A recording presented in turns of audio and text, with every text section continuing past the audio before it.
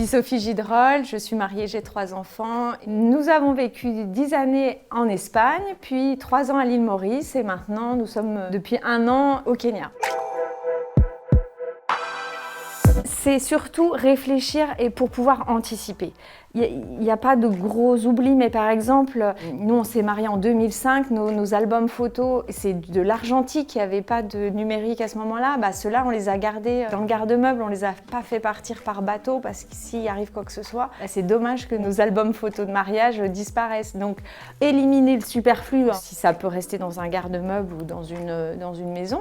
Et puis, sinon, trier. Parce qu'en fait, on se rend compte quand on ouvre nos placards qu'on en a beaucoup et qu'on n'a pas besoin de tout ça. Moi, je trouve que c'est aussi un moment où on peut faire les bilans, où on peut s'alléger et c'est chouette. Les enfants, c'est pas moi qui choisis. On a déménagé, je crois que leur premier déménagement pour la plus grande, elle avait 2 ans et demi. Et à cette époque-là, on lui a trouvé une petite boîte à chaussures et je lui ai demandé de récolter ses trésors à elle dans sa chambre pour pouvoir mettre de côté et lui dire voilà, on va fermer la boîte et tu la retrouveras dans la nouvelle maison.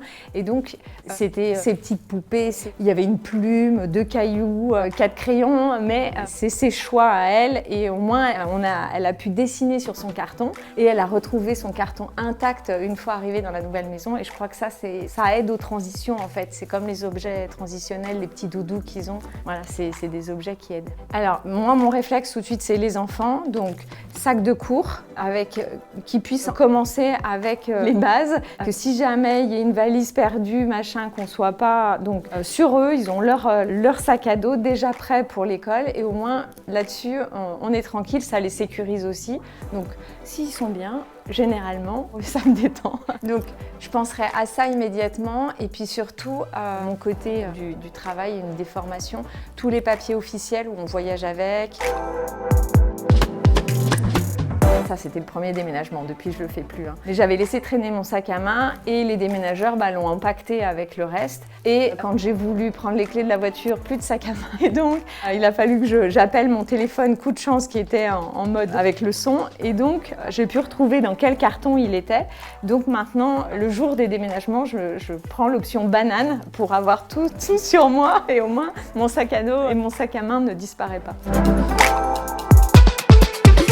Je raisonne souvent à partir des enfants, comme je le disais, donc je regarde les écoles, ensuite je regarde si je me sens que mes enfants soient inscrits dans cette école et partant de là, je déroule la pelote, c'est-à-dire je cherche des mamans qui ont leurs enfants dans cette école et donc qui sont localement déjà impliquées et donc qui vont pouvoir me donner des conseils et des choses à ne pas oublier et ça va être le départ de mon raisonnement pour ensuite me dire tiens, pour l'inscription à l'école, il va falloir que je pense ça. Donc moi, il faut que je clôture tel compte. Je vais signaler les changements ou demander à l'école française, il y a un papier à avoir. Donc ça va être tout ce raisonnement-là que je vais petit à petit déployer pour qu'en fait le départ se déroule bien, mais l'arrivée aussi.